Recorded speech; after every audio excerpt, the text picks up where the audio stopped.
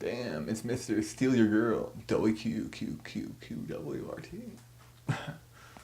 Yeah, don't mind me, guys.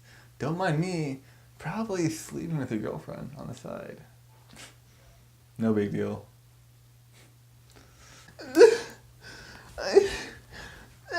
Look, guys, jokes aside, I got some really big stuff to talk about. I got some big gameplay ideas I need to put out on the table. Oh, I need to talk about. So, get ready!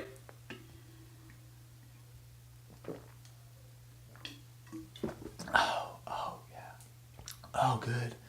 Oh, that's good stuff. That's good stuff. When I talk to most game players, people like Caplicants, these guys are complete morons. They're complete joke artists. I always ignore these people. They don't know what they're talking about. You get these choke artists, literal comedians, stand-up comedians at tournaments, come up to me and they say, "Hey, you want some criticism? You want some honest, fair advice? Advice and Christmas advice?" This is what these clowns say to me, right? And I do a little laugh in the inside, and then I ignore them. I just flat out ignore them. You know, don't talk to me, okay? If you have a low IQ, you're unattractive. Don't talk to me.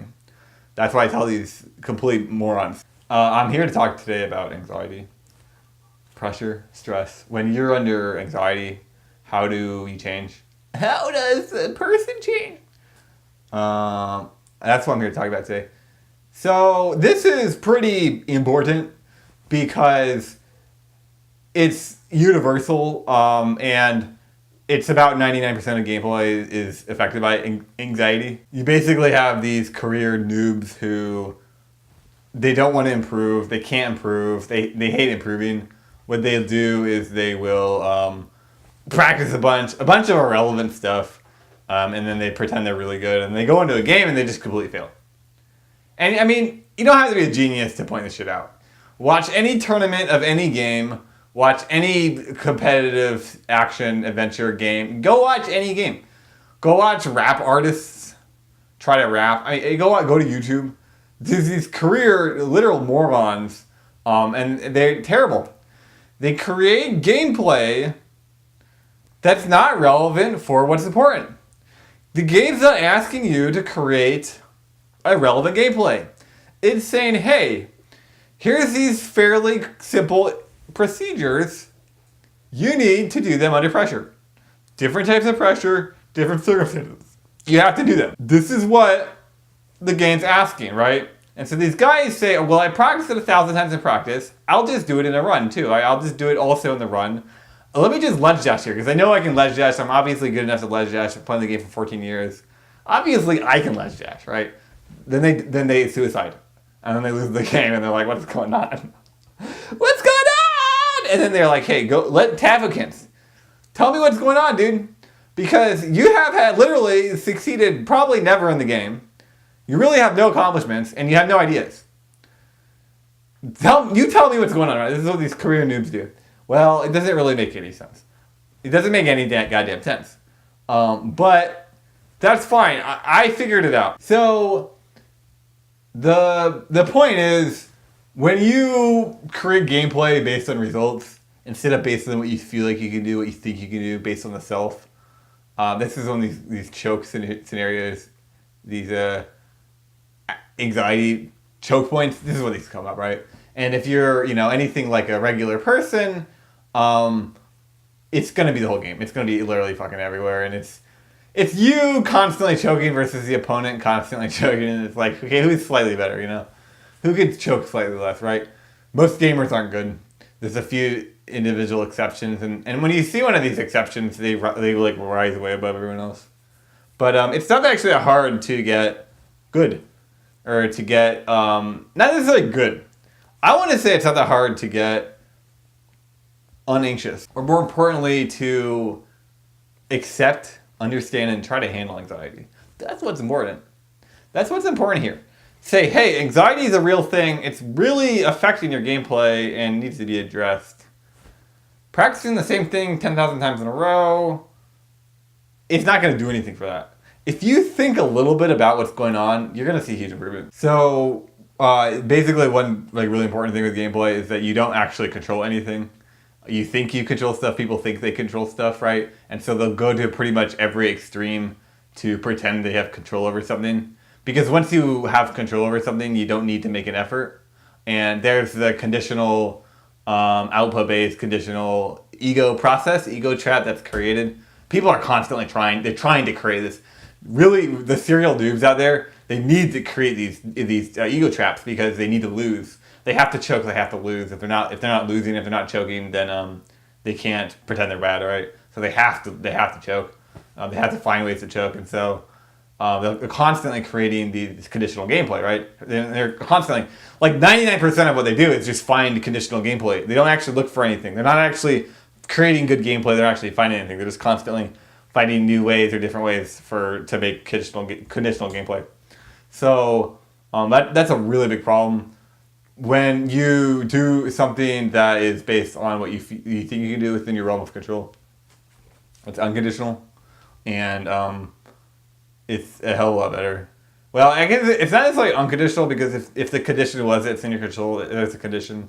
Because what happens when you do something that's not in your realm of control, then, oh no, I didn't need the condition, right? So, but it's the best I can see it. But ultimately, you need to start doing things that are. Well, see, actually, I don't know.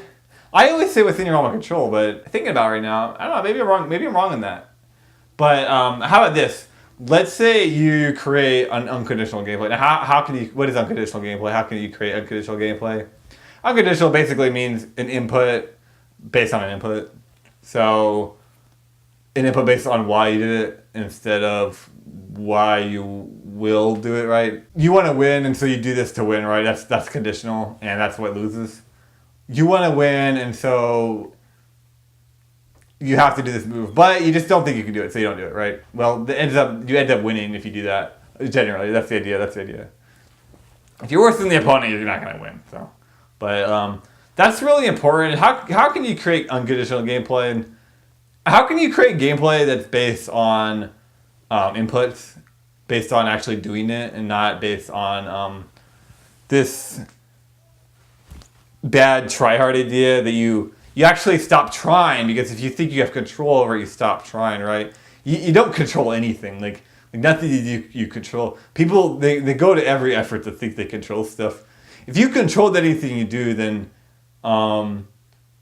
you could do anything, right? But you can't do anything. You can only do what your brain is limited to, what you think you can, what you understand, right? So there's simple processes like breathing and using your eyes to see, but even these you don't control. What if you're underwater? You can't breathe anymore. What if you go blind? What if someone stabs your eyes out? You can't see anymore, right? So you don't control these things, right? And you're limited to them, right? It's the same idea where if you are breathing, try to stop breathing. You can't do it. You're like, oh no, I need to breathe, right? So you can't actually, you don't actually control exactly what you're doing, right? You're limited to what you understand.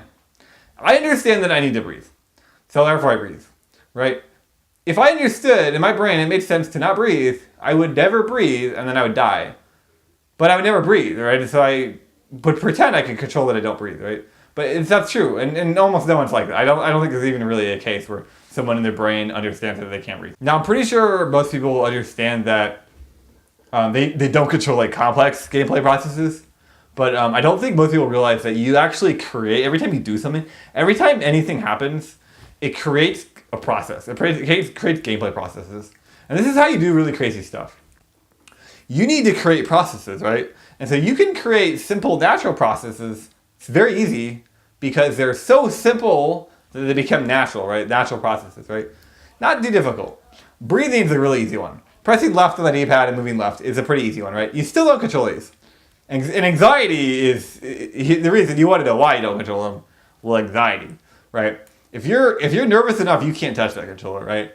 That's what's going to hurt you. And so you have to. It's really important to recognize that you really don't control anything. But if you can do simple natural processes, what's going to happen is it'll create more processes. And so the whole point is to do processes based on inputs. You do inputs based on inputs. Don't do everything as an input, right? Don't do inputs based on outputs. You have to do them based on inputs, not based on outputs. If you do an input based on output, it creates a process based on outputs. Do a conditional input, it creates a conditional process. and it's going to F you over. This is what choking is. If you do an unconditional input, it's going to create an unconditional process. Why did you do the input? Therefore, the process around it. That's really important. But there's a lot more to it because if you try hard, for example, you're creating different types of processes, and generally they're good.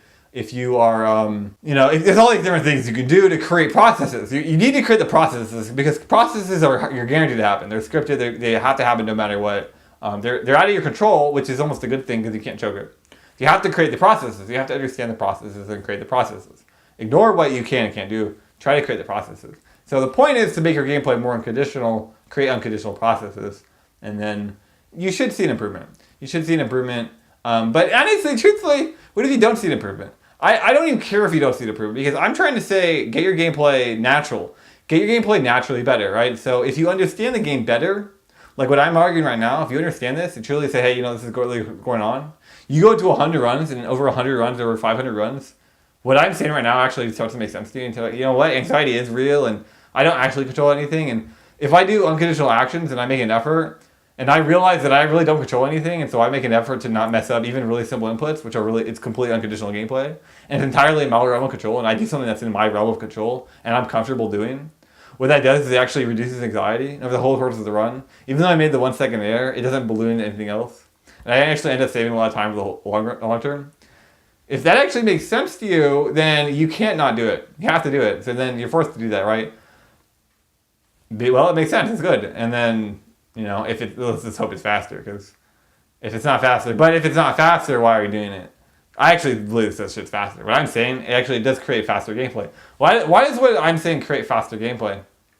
Because it's scalable. And it doesn't scale in the opposite direction. I guess it's like not negative scalable, but it's scalable, right? So when you make a 1 second error, it really sucks, but it doesn't, it's a 1 second error. I mean, come on, who cares? It doesn't really change. It doesn't really affect much besides the 1 second. Let's say you make a 1 second error and you're like, oh, I'm playing so bad. And I don't feel good, right? Now, that's the anxiety. The 1 second error is just 1 second, but you've now created anxiety, and this anxiety is it might hurt you much more. That anxiety might create another 10 seconds of errors, and they really start to compound. And when you get uncomfortable, it really starts to compound. That's what you're trying to avoid. And so, if you can create gameplay that you can constantly not fail, you could succeed 100 things in a row. That's scalable. And you can succeed 100 things in a row under pressure. That's scalable, right? It doesn't matter if you succeed 100 in a row or not. Whether you think you can do it, that's what matters. It's irrelevant in the circumstances. If you know you can do it or if you feel very comfortable being able to do it, that's what matters or not. And that is what becomes scalable. So guys, I will see you guys later. I'm heading out. I want everybody in here to start thinking more about anxiety. I want everybody here to start thinking more about how anxiety is affecting their decision-making process and if your gameplay is actually prepared for anxiety, right? Let's say you go into a screen or a room or you're in a ledge dash situation and you decide to do something based on an output, based on an idea, based on something you've done before. Hey, I can recreate that, right? And one thing goes wrong, the whole thing falls apart. If you go into that situation and you do exactly what's in your comfort range, it's not technically optimal or whatever these idiots always say. That's not the point. But what happens is you succeed, it creates good processes, anxiety is low, and these good processes are going to carry you easily. And actually that's something I was talking about earlier. You make a 1 frame error, you make a 1 second error, you make a 20 second error, who cares? Who cares, guys? It's irrelevant. It doesn't matter. 20 seconds is not that big of a deal. In a 90 second speedrun at a high level, 20 second error is not that big of a deal because you're losing about a minute in movement every single run anyway.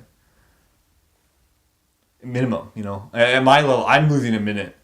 I have a 123.32 link pass, and I'm losing a minute every single run in movement. It's ridiculous. It's ridiculous how much time I lose due to non-clean gameplay, due to non-scalable gameplay.